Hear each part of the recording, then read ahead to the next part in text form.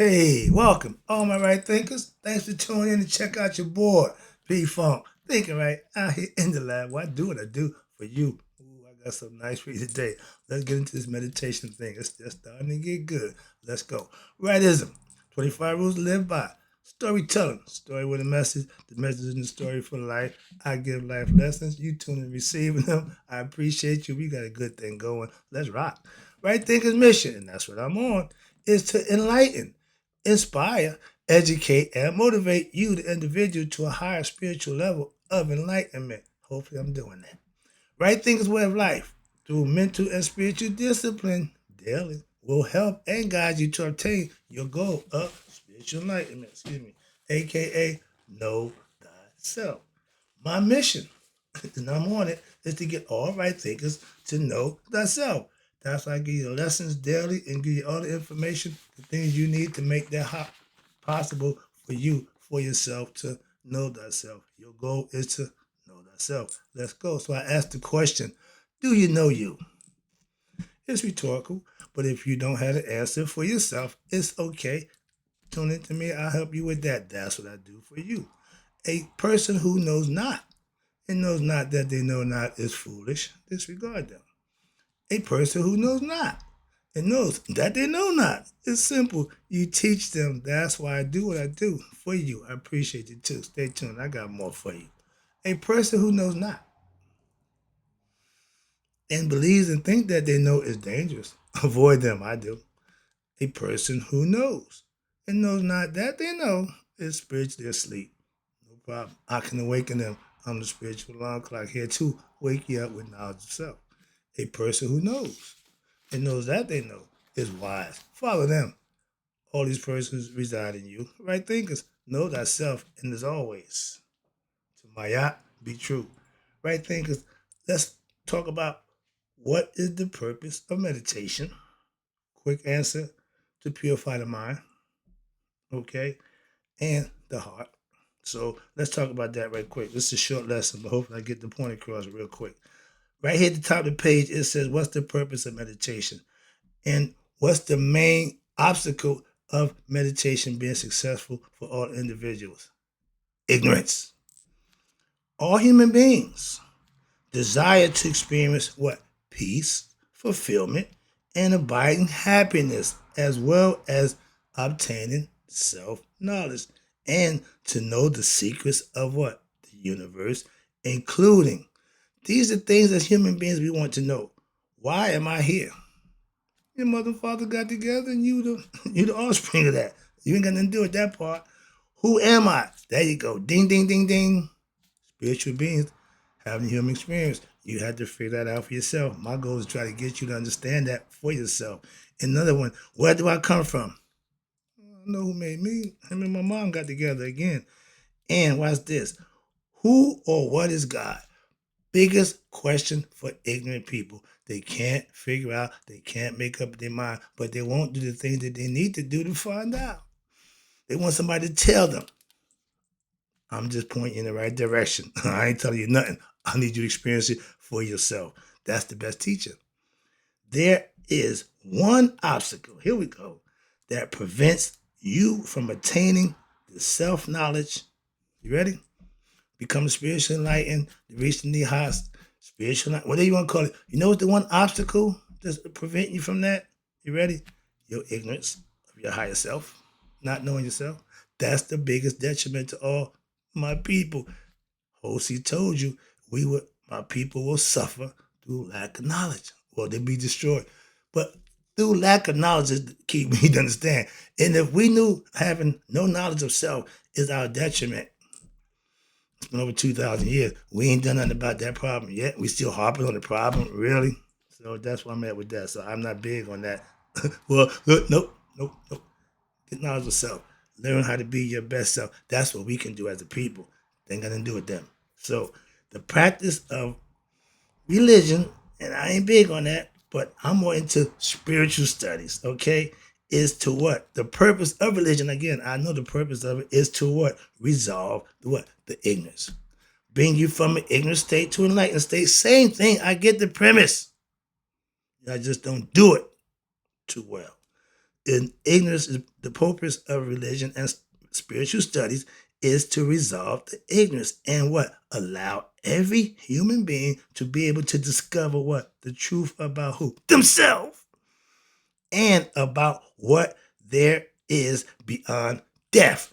If you think at the end of life, that's it, you need to do some more studying.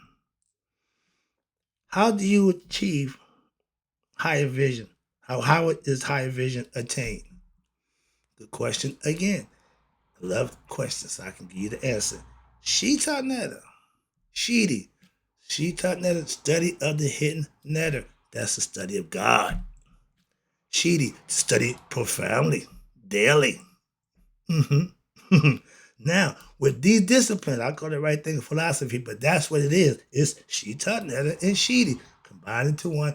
I just call it right thing philosophy because I study the hidden gods. I know them. I study profoundly every day, so I teach my philosophical concepts because what? I know them. The disciplines of Shita Netta, aka right thing philosophy, from our ancient, this ain't new, our ancient Egyptian, African spiritual concepts, aka religion, Shiti, study of spiritual mysteries through what? The practice, the daily practice of, we ready for this? Semi-Tawi, which is the yoga disciplines. Break down the Egyptian yoga, or we know it better as what? Maya philosophy. The purpose of meditation is to purify your heart and mind to get them to work in harmony as one. But you have two stages of meditation, okay? Two stages. One is informal, and that's virtue. That's to live by virtue, and it's a gross imposition, okay? Imposition. And formal disciplinary action, which is what? You got informal meditation, then you got the formal disciplinary meditation. It's more subtle, more easier. Watch this. Now, and what's the whole purpose? The ultimate goal. Are you ready? The ultimate goal. Get a little hot up in here. Okay. The ultimate goal of life. Oh, everybody wants to know the secret to life. Okay, but the ultimate goal for life is what? Is to attain the great state of, you ready? My favorite, Nihas. Or y'all call it spiritual awakening, spiritual enlightenment. The Indians call it nirvana. The others call it ma, or whatever words you call it. Okay, it's some things that you have to do to reach it. That's the goal. I'm saying whatever you call it, that's fine. But the things you got to do to reach it, that's where it counts. Watch this. And you have many mystics around the world. Okay, the world. Call it different names. Again, let's start with resurrection, liberation, enlightenment. I can go on, etc. But see what I'm saying? You can call it what you want. It's in the action. It's in the deed that gets the reward. This great goal of life is attained. How? When the mind is purified through what? The two stages of meditation, meditative practice.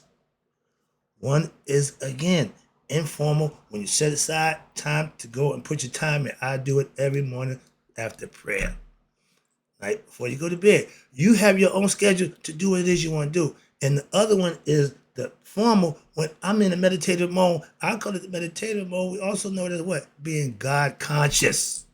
Being aware of your higher self. Somebody's always watching. I just gave a lesson. He never slumbers nor sleeps. The eye's always watching. That's all philosophical, conceptual things that keeps you symbolically doing what you're supposed to do. That's what it's all for. And you got the first mode of meditative practice is what? Informal. Again, informal means what? It means all the time when the formal mode is not being engaged. Meaning when you're doing whatever you're doing, you can always be in the meditative mode. The formal mode is when what? You, the person, make, again, a special time to sit and concentrate on meditation. They both can be used interchangeable and intricately. You can still stay meditative state of mind by doing whatever you got to do your job. But remember, be God conscious or prayed up, whatever you want to call it. But that's the mode. And when you get the time to take out the informal, when you sit down and put your time in, that's what you do. Okay? So a person cannot, you ready for this? A person cannot be meditating constantly all day because you sit in the lotus position, you get comfortable. I sit in my chair and you get comfortable and you spend time going inside yourself. So if you got things to do, life to live, you can't do that all day. But the Buddhists sat under the Buddha tree all day until he came enlightened. I don't subscribe to that, but you think sitting around all day gonna get you enlightenment? Think again. But that's the concept. They say you can't constantly be in meditation mode all day long. They have to go to work, you have to pay bills, take care of your family matters, etc. So that's it. And those times are the informal times. But during those times, you, the aspirant, learn to live life in what? A meditative, God-conscious state manner so that what? So that the peace, your peace is not disturbed, and so that your mind remains pure, untouched, uncorrupted. And I ain't going there. And in this manner, be ready for what? Formal practice when you set a time. Like I say, in the morning, I do more formal. Rest of the day, I'm informal. I'm in a meditative state of mind. I'm going to break down a meditative lifestyle for you too. I got that for you too. So therefore, you have both aspects that are being used because they're both equally important to get the job done. All right. Here you go. Here we're going to look at a few things here. The 3 steps in meditation.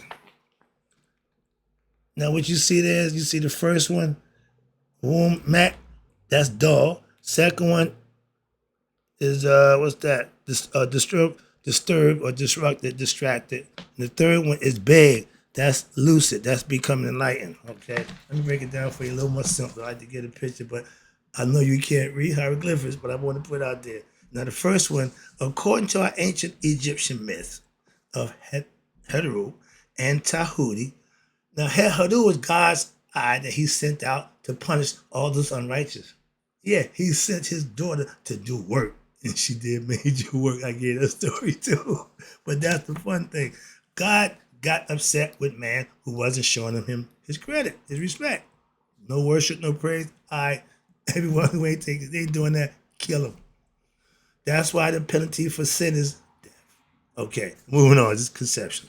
But you got the story of Heru and Tahuti. We learned what? That there are 3 states of mind in order to achieve success in the meditative state and to reach that great goal of nihas. Again, these states must be mastered and understood, and the complexes of the mind that allow it to be affected and afflicted by what? Your lower states of mind, aka agitated, dull, they must be overcome. I mean, your ego must be conquered. These states will be discussed in detail later on in the text. I got something for you. Starting out with Met Ab. That means dense, dull of heart, ignorant of self. Again, niche, Neshsh, niche. That means agitated and disturbed. That means you constantly think about something. You weren't in a state of worry. You're in a state of worrying about tomorrow, worrying about the relationship. Got something on your mind, so you're never at peace mentally. And then the last one, big. It means lucid, to be bright, to see. The third eye means you have waken up, your third eye, your consciousness, you become awake. You become conscious, okay, of yourself, aka your higher self or God. The 3 steps to meditation. Okay, let me wrap this up. You have concentration, meditation, and then when you do that, you reach what? Super consciousness. What is super consciousness? Good question. We'll get to you right quick. Let's go. There are 3 steps in the practice of meditation. Each step is to what? Be mastered and understood and practiced so as to what? You gradually have lead your mind to what? Expanding experiences of what? Higher consciousness. See, that's SYH, right? Psi. In this experience of what? You ready? Ecstasy. That's when you get blissed out. When you raise, become conscious, you become that blissful state. That's what seat is. And it allows what? The ordinary consciousness to be what? Elevated. Why? Because now the mind is what? Presented with a state of consciousness, knowing of self. Otherwise, unbeknown to it, when sufficient experiences of what? Superconsciousness that may become totally awake occurs, the mind now becomes what? Established in that higher consciousness. Now you're dealing with the big dogs. And then a person is said to be what? Awakened, enlightened, okay? He fed, HEFD. And that means the next level of experience. And it is a form of, you ready? Immersion in what?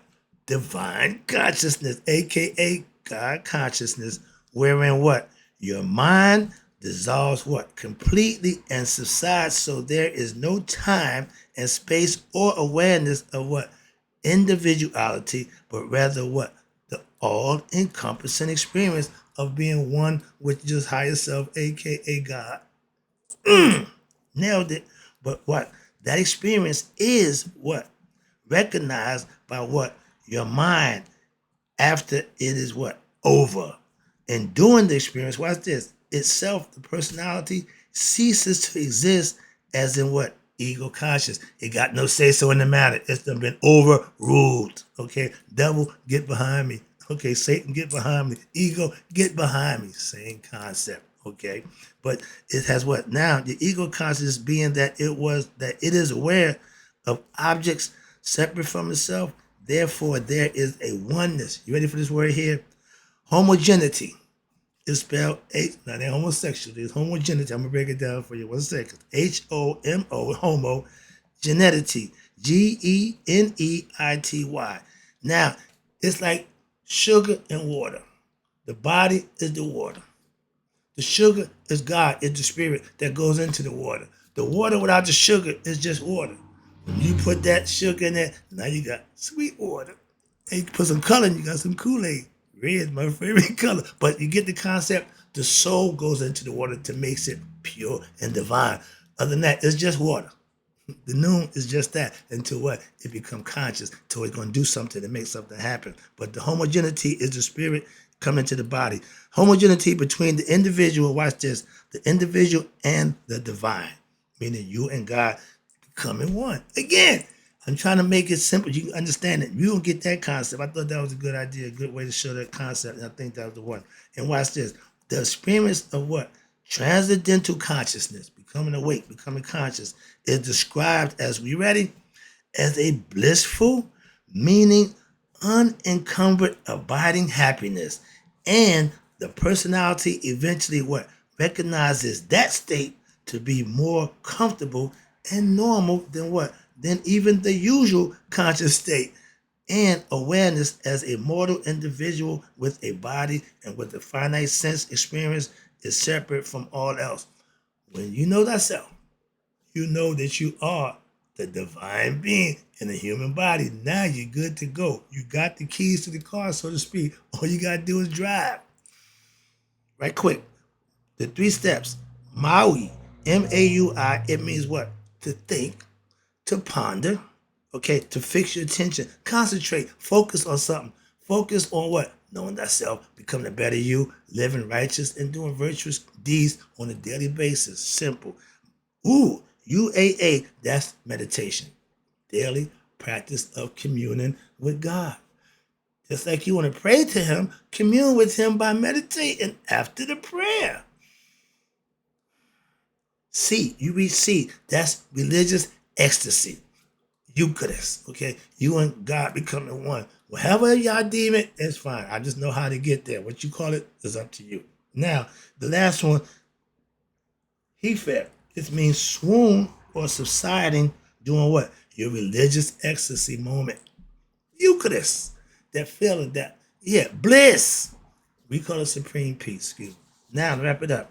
Establishment in your higher conscious. What that mean? That means you're constantly what? God conscious. You're living in what? The meditative state of mind. You're conscious of everything you do, your actions, your words, everything that go on. You're fully conscious of that, and you're in total control. Hence, self-mastery of self. Let's go with you got the first one. You got Men ab, man's form of what? Heart established. It should be firm. I, one higher consciousness, in your higher consciousness. And this is achieved how? You ready? Through Ari Mayat, actions based on your Mayat philosophy, or what? Living in harmony, righteousness, and virtue, in informal meditative state of mind. How about that? Which what? This will lead you to, you ready? Nihas, or spiritual awakening. That's how it's done. That's the way Christ said, I am the only way. Yeah, that's the only way it's going to get done. You have to put the work in. Ain't no other way. And he's right about that. I agree 100%. So wrap this up for you right quick. Men ab means being firm of heart, resolute, putting in the willpower, the will to do, and have the courage to do the things that you need to do to know you, to be a better you. It takes courage. Some people don't have that, so that's why they don't make it. So a lot of reasons why people don't get to know thyself. Moving on. We know everybody ain't gonna do it. That's where you get a chance to what? Do it over again. That's where you come back until you get it right. Moving on. Right things, we want to get it right now. We don't want to come back. Arat Maya. That means action based on Maya. Work rightly. Lead a life of what? Integrity. Remember that word? When I was coming up, integrity was an important word. We don't have that word. It don't be slung around too often. Why? Because ain't nobody have none. Sorry about that. Integrity.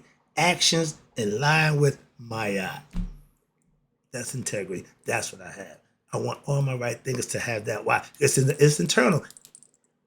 You control that. Integrity is doing the right thing when nobody's watching. Last one, nihas, it means true resurrection or spiritual enlightenment. The better term and more term everybody know. And the way to reach that state is through a meditation practice, perfecting how to purify the heart and mind, become one with your higher self. That's the lesson. That's what meditation do. That's the purpose of it. Hope you enjoyed the lesson. And right thinkers in closing, may you all live to be 100 and be 100 minus a day. So I never know the right thinkers like you have passed away. I got more. I'll be back.